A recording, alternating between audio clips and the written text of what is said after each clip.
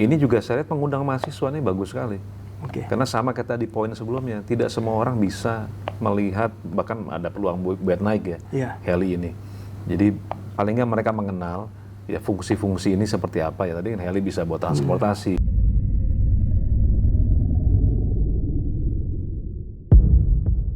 Kembali lagi bersama kami di Heli Expo Asia.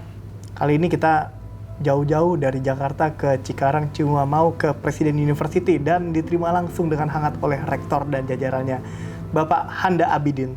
Tapi beliau ini menarik, relatif muda, sudah S3 dan jadi rektor juga. Nah, kita akan langsung tanya dengan beliau. Pak Rektor, apa kabar Bapak? Kabar baik, Mas Rahmat. Salam sehat luar biasa. Nah, Pak Rektor, ini sebelum kita lanjut ya, kita ini sebenarnya penasaran dengan perjalanan karir Pak Rektor, kok bisa masih muda udah rektor gini kan. Terus sudah S3 juga. Usia berapa Pak sekarang? Tahun ini 40. 40? Saya Tahun pikir ini. masih 32. Tahun ini 40. Tahun ini 40. Urutannya dikit loh. Tapi saya dilantik direktur usia 38. Oke. Tapi belum 40 ya? Oke. Tahun ini 40. Saya pikir masih 35 loh. Bisa aja nih Mas Rahmat. Nggak benar-benar, karena saya ngomong ke teman-teman, ini Pak Rektor masih 35 gitu. Luar biasa. Oke, menarik. Silakan Pak Rektor. Iya. Ya, saya sebelum jadi rektor, Mas Rahmat, saya udah 7 tahun jadi wakil rektor. Oke. Jadi saya udah pernah jadi wakil rektor 4, itu bidang kerjasama, komunikasi, wakil rektor 3, bidang kemahasiswaan, dan terakhir wakil rektor 1, itu bidang akademik. Jadi untuk jadi wakil rektor 1, saya mulai di tahun 2020 sampai 2024 awal, jadi sekitar 4 tahun lah, hampir 4 tahun. Jadi nggak tiba-tiba aja muncul, melalui proses yang panjang, dan sebelum itu ya saya banyak terlibat di berbagai kegiatan akademik ya. Begitu Mas Rahmat. Nah, terkait dengan pandangan Pak Rektor sendiri ya, terkait dengan regulasi kalau penerbangan sipil kan mungkin saya boleh bilang Pak Rektor ya sebagai pakar hukum juga, akademisi, dalam mendukung inovasi sektor industri helikopter yang Pak Rektor lihat, mungkin sekilas saja nih Pak Rektor, seperti apa sih regulasi penerbangan? Iya, saya disclaimer dulu, saya tidak terlalu familiar dengan helikopter, dengan hukum udara ya. Tapi saya melihat prinsipnya industri ini perlu adaptif ya, dengan berbagai inovasi yang ada. Itu yang pertama. Terus yang kedua, juga harus climate friendly. Karena tren dunia kan ke arah sana. Jadi setiap industri yang kira-kira menghasilkan emisi, itu perlu climate friendly. Baik. Nah, Pak Rektor, ini kan kita rencana mau ada Heli Expo Asia. Mau mengundang teman-teman dari Presiden University. Pada event ini juga ada lomba, forum edukasi buat para mahasiswa dan showcase helikopter dan eVTOL atau helikopter listrik yang lingkungan friendly ini. Apa sih tanggapan Pak Rektor kalau teman-teman diajak ke sana? Iya, saya rasa akan sangat positif ya, karena susah kan mahasiswa biasa itu mengakses ngelihat heli langsung ya. Itu susah, itu enggak. Saya rasa di dunia yang normal itu orang untuk ngakses heli mungkin bisa masuk nggak di sana naik heli ya? Ada joy flight gratis ya, kalau dia menang lomba. Sampai naik sampai terbang? Iya. Nah, itu menarik banget kan? Dan kalau kita berkolaborasi nih, ada kesempatan juga buat Presiden University jatah buat joy flight heli. Nah, makanya itu kesempatan yang sangat langka sekali. Jadi mahasiswa bisa merasakan langsung naik heli ya. Dan mereka juga bisa ngelihat langsung kan? Iya. Terus kalau masuk ke dalam boleh juga? Boleh Pak. Menarik banget. Jadi menurut saya ini kesempatan sangat bagus karena ini nggak setiap hari loh. Mahasiswa bisa ngelihat heli, bahkan teknologi EV ternyata ada ya.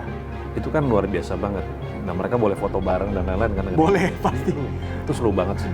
Wow, apresiasi sangat Pak Rektor, terima kasih. Nah, kalau kita bicara mengenai industri penerbangan nih, dan bidang Pak Rektor kan Fakultas Hukum.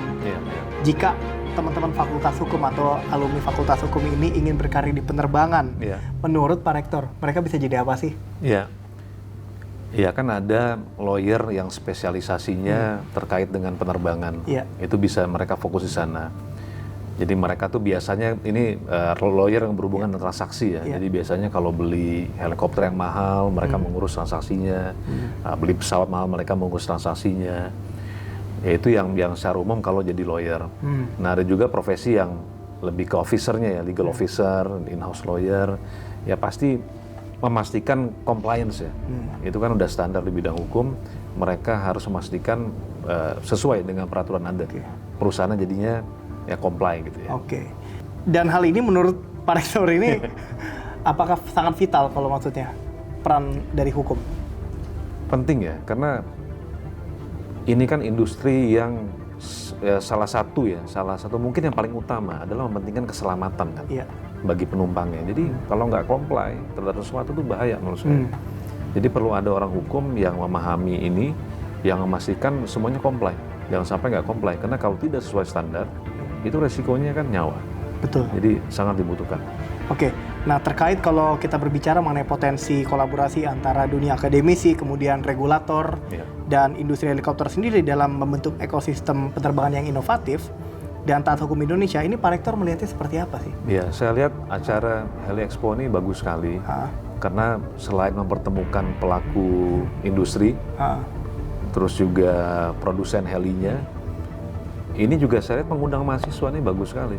Karena sama kayak tadi poin sebelumnya, tidak semua orang bisa melihat, bahkan ada peluang buat naik heli ini. Jadi paling nggak mereka mengenal ya fungsi-fungsi ini seperti apa ya. Tadi heli bisa buat transportasi, buat juga untuk mengangkut logistik dan lain-lain ya. Jadi mereka juga ya familiar lah dengan adanya moda transportasi heli. Baik, terkait ini kan kalau kita boleh bilang sebagai ajang internasional Pak Rektor, karena pesertanya nggak hanya dari Indonesia saja, tapi dari Amerika, dari Eropa, mereka sebagai lebih dari 20 negara. Dan untuk dunia pendidikan sendiri, perguruan tinggi ya, kita mengundang juga dari Singapura dan Kuala Lumpur rencananya. Ini sudah event internasional dapat dikatakan. Jadi sebagai pelaku global, apa kami pengen saran dari Pak Rektor sendiri? Jadi acara ini nggak cuma sekedar pameran Pak Rektor, tapi jadi momentum untuk mendorong reformasi hukum dan kebijakan strategis di sektor penerbangan. Mungkin boleh sarannya Pak Rektor? Iya, untuk meramaikan.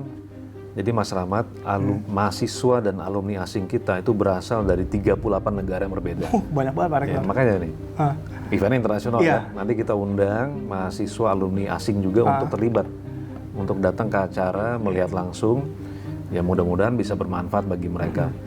Ya mengenai usul untuk perbaikan atau improvement hukum, tentu kita perlu mengadakan kajian yang lebih jauh ya. Dan ya sektor udara salah satu yang menarik untuk dikaji. Kenapa menarik dikaji? Pertama, karena ini adalah moda transportasi yang mungkin paling cepat, ya kan?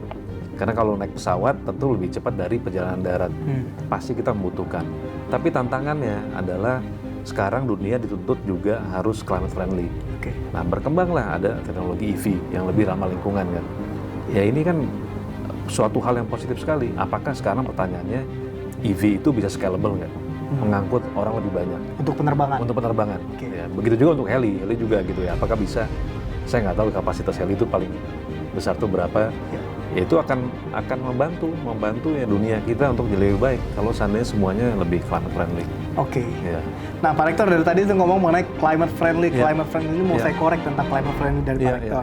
Nah kalau saya boleh bilang nih, tadi ya Hexia ini sebagai wadah untuk advokasi yang tadi saya bilang penyusunan mungkin regulasi baru contohnya terkait pengoperasian helikopter listrik atau eVTOL, Electric Vertical Takeoff and Landing System. Ini seperti apa sih Pak Rektor melihatnya? Kalau ada EV, ini pasti akan bagus sekali. Tapi lagi-lagi tantangannya kita adalah sumber energi dari EV tersebut. Jadi ke depannya harapannya adalah kita juga perlu sumber EV yang renewable juga. Jadi idealnya ke arahnya ke sana kan. Karena ke sana. Ya kalaupun kita belum siap untuk melakukan hal tersebut, ya ada solusinya juga, salah satunya namanya kan carbon offset. Jadi ketika kita melakukan traveling itu bisa di offset berapa karbon kita gitu ya. Jadi itu menarik juga kalau misalnya itu diperkenalkan juga ke publik. Jadi individu, perusahaan bisa meng-offset karbonnya.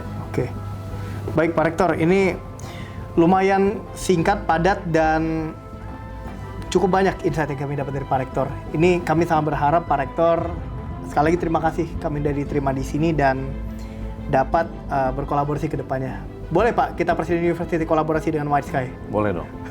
Terima kasih Pak Rektor. Salam sehat Pak. Terima kasih, Kapten Rahmat. Amin, Kapten Rahmat. Banget.